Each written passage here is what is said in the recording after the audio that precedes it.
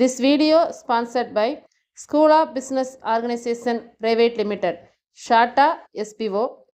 வீட்டில் இருந்தே வேலை பார்க்கணுன்னு விருப்பம் உள்ளவங்க ஸ்க்ரீனில் தெரிகிற வாட்ஸ்அப் நம்பருக்கு உங்களுடைய பெயரையும் படிப்பு தகுதியையும் அனுப்புங்க. ஸ்கிப் பண்ணாதீங்க, பெரிய தப்பு. தினம் 300 ரூபாய் சம்பாதிக்க அரிய வாய்ப்பு. இன்ஸ்டாகிராம், ஃபேஸ்புக் பயன்படுத்த தெரிந்தால் போதும். Content post and content publishing மூலமா தினம் 300 ரூபாய் சம்பாதிக்கலாம். இந்த வேலை செய்ய 5 நிமிடம் போதும். Work training support, group communication support, all language customer live chat support, முக்கியமா சொந்தமா ஒரு பிசினஸ் ஸ்டார்ட் பண்ற அளவுக்கு உங்களால கற்றுக்கொள்ளவும் முடியும், சம்பாதிக்கவும் முடியும். இந்த வேலை வாய்ப்பு வழங்குவது 5 வருடத்திற்கு மேல ரன் ஆகிட்டு இருக்க நம்ம தமிழ்நாட்டு company school of business organisation private limited. மேலும் விவரங்களுக்கு டிஸ்கிரிப்ஷன்ல கொடுத்திருக்க நம்பருக்கு வாட்ஸ்அப் பண்ணுங்க.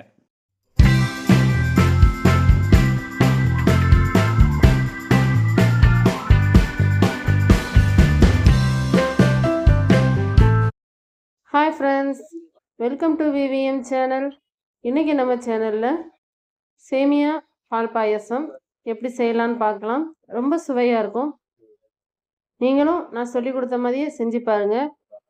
நம்ம கல்யாண வீடுகளில் சாப்பிட்ற அதே சுவை இதுலேயும் கிடைக்கும்.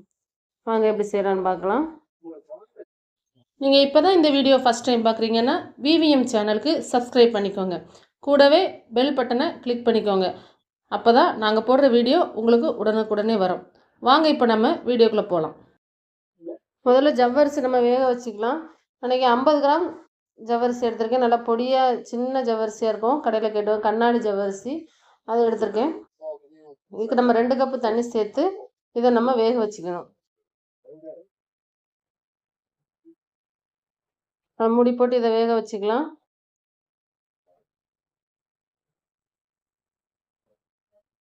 இப்போ ஜவ்வரிசி கொஞ்சம் வெந்து வந்திருக்கு.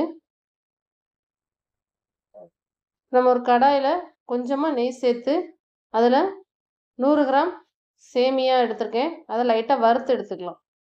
லைட்டாக பொன்னிறமாக வரணும், அந்தளவுக்கு வறுத்து எடுத்துக்குவோம். இப்போ நல்லா வறுபட்டுருச்சு. இதை நம்ம ஜவ்வரிசியோடு சேர்த்துக்கலாம்.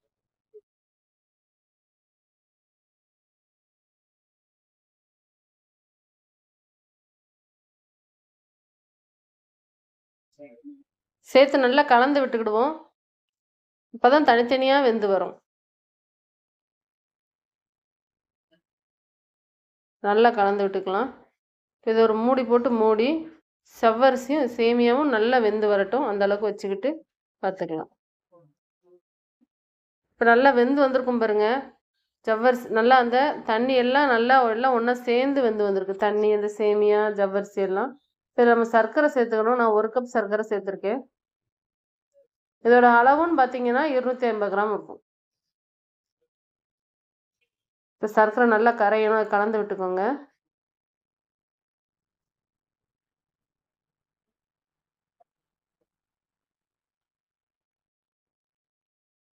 சர்க்கரை சேர்த்த உடனே அதோட திக்னஸ் கூடி இருக்கு, நல்லா ஜீரா இதாகி வந்திருக்கு. இப்போ ஒரு 4 ஏலக்காய் சேர்த்துருக்கேன். ஏலக்காய் சேர்த்ததும் நம்ம அதுக்கப்புறம் பால் ஆட் பண்ணிக்கலாம். பால் வந்து நான் இன்னைக்கு 400 ml எடுத்திருக்கேன். நல்லா காய்ச்சி ஆற வச்ச பாலை சேர்த்துக்கோங்க. நம்ம பால் சேர்த்ததும் அது கொஞ்சம் தண்ணியாக இருந்த மாதிரி தெரியும். ஆனால் அதுக்கப்புறம் நல்லா வெந்து வரும்போது நம்மளுக்கு வந்து அந்த திக்னஸ் கிடைக்கும். இவ்வளோ தண்ணியாக இருந்தால் தான் அப்புறம் சேமியா, சவ்வரிசி எல்லாமே நல்லா நல்லா வெந்து அது கட்டி ஆகும், இன்னும் திக்னஸ் கொடுக்கும். அப்போ நம்ம இவ்வளோ தண்ணியாக வச்சுருந்தா தான் கரெக்டாக இருக்கும். நம்ம ஏற்கனவே நம்ம கட்டியாக வச்சுட்டோம்னா கடைசியில் அது சாப்பாடு மாதிரி ஆயிரும், நான் ரொம்ப திக்காயிரும், சாப்பிட்றதுக்கு நல்லா இருக்காது. இப்போ பாயாசம் ரெடி ஆயிடுச்சு. நம்ம அடுப்பை ஆஃப் பண்ணிக்கலாம். இப்போ இன்னொரு கடாயில் நெய் சேர்த்து முந்திரி பழம், முந்திரி பருப்பும் நம்ம வறுத்து எடுத்துக்கிடுவோம். பொன்னிறமாக வரணும், அந்த முந்திரி பழமும் நல்லா பபுள்ஸ் ஆகி வரணும்.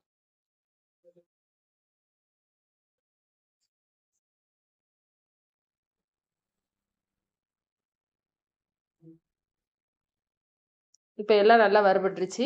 இப்போ இதை நம்ம பாயாசத்தில் சேர்த்துக்கலாம்.